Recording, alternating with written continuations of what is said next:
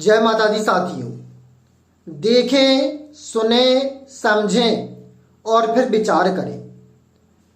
प्राथमिक शिक्षक चयन परीक्षा 2025 रिजल्ट रिवाइज्ड हो सकता है या नहीं।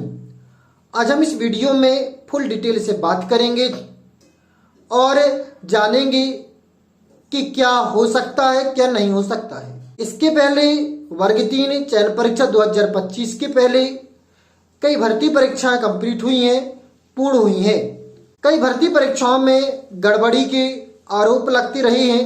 कई भर्ती परीक्षाओं में विभिन्न प्रकार की कोर्ट केस लगते रहे हैं। तो इन सभी के आधार पर इस भर्ती परीक्षा को भी जानेंगे, समझेंगे कि क्या हो सकता है।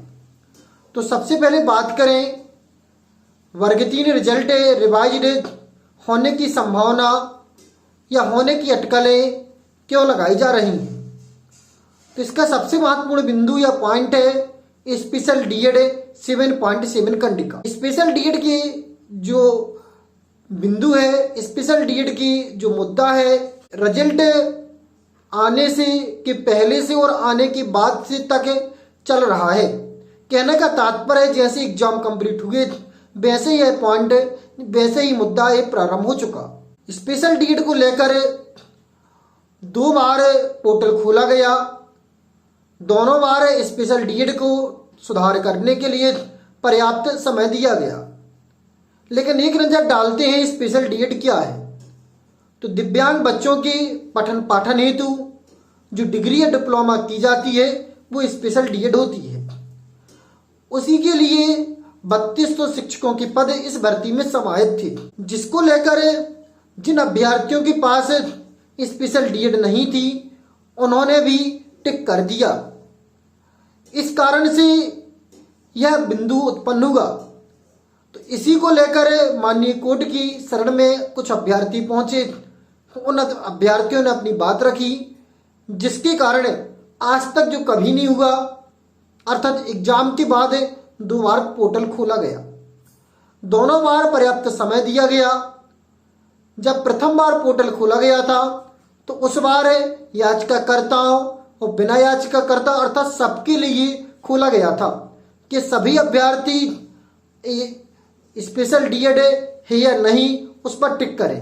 यदि आपके पास स्पेशल डीएड नहीं है तो नहीं पर टिक करें, यदि आपके पास स्पेशल डीएड है तो स्पेशल डीएड पर टिक करें। फिर इसके बाद पुनः रिजल्ट कुछ समय बाद फिर से लिंक ओपन की गई और अभ्यर्थियों को समय दिया गया, पर्याप्त समय दिया गया। इसके कुछ समय बाद 27 फरवरी को रिजल्ट जारी हुआ। जब फार्म भरे जा रहे थे उस समय अभ्यर्थियों ने किसी भी प्रकार का विचार नहीं किया। फार्म भरने में सुधार करने का अवसर दिया गया तब भी अभ्यर्थियों ने विचार नहीं किया। जब पोर्टल प्रथम बार ओपन हुआ तब भी अभ्यर्थियों ने विचार नहीं किया। लेकिन द्वितीय बार जब पोर्टल ओपन हुआ तब भी अभ्यर्थियों ने विचार नहीं किया।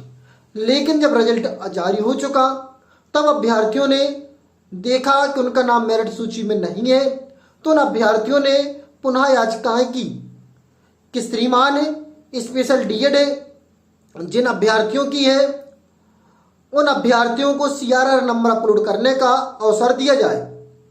यह जब दोबारा पोर्टल ओपन किया गया था तब भी कुछ अभ्यर्थियों ने इस पर प्रश्न उठाया था कि सीआरआर नंबर अपलोड करवाया जाए। यदि दोबारा सीआरआर जो पोर्टल खुला था उसी टाइम पर सीआरआर अपलोड नंबर हो जाता या आरसीआई नंबर अपलोड हो जाता तब यह बिंदु बिल्कुल भी किसी प्रकार होता नहीं।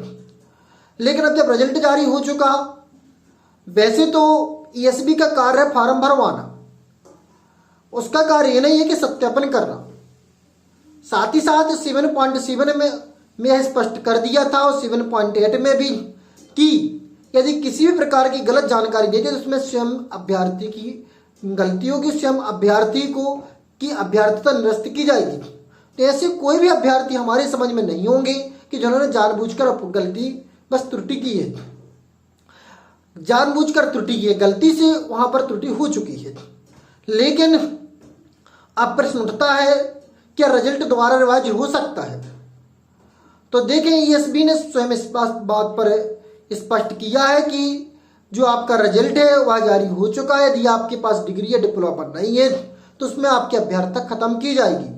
साथ ही साथ जो वेरिफिकेशन होगा उस समय आपके डॉक्यूमेंट देखे जाएंगे, क्योंकि ईएसबी का मात्र जो कार्य क्षेत्र है वह रिजल्ट जारी करने का है। वेरिफिकेशन सत्यापन करने का कार्य डीपीआई का है। इस कारण से रिजल्ट रिवाइज्ड होने के चांस बहुत से बहुत कम है। अभी तक लंबे समय की भर्तियां देखें तो बड़ी से बड़ी भर्तियों पर आरोप लगते आए हैं, बड़े से बड़े केस लगते आए हैं। स्पेशल डीएड से पहले भी, जैसे डीएड वर्सेस बीएड था, 12.4 था, 27% आरक्षण था, विभिन्न प्रकार के केस उत्पन्न इससे भी बड़े होते आए हैं, लेकिन अभी तक रिजल्ट रिवाइज नहीं हुआ। इस कारण से हमारे स्वयं का जो विचार है, हमारा स्वयं का जो अनुभव है, जहां तक हमने स्वयं को व्यापम को ईएसबी को समझा है, अब पुनः रिजल्ट रिवाइज होने वाला नहीं है।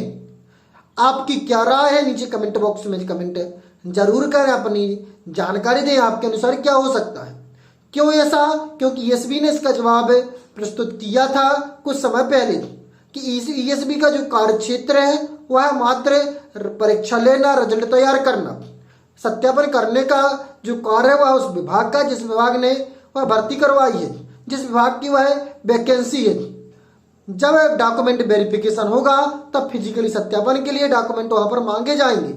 इस कारण से उम्मीद ना के बराबर है, ना के बराबर से भी कम है कि रिजल्ट रिवाइज हो सकता है। आपकी जो भी प्रतिक्रिया हो नीचे कमेंट बॉक्स में कमेंट जरूर करें।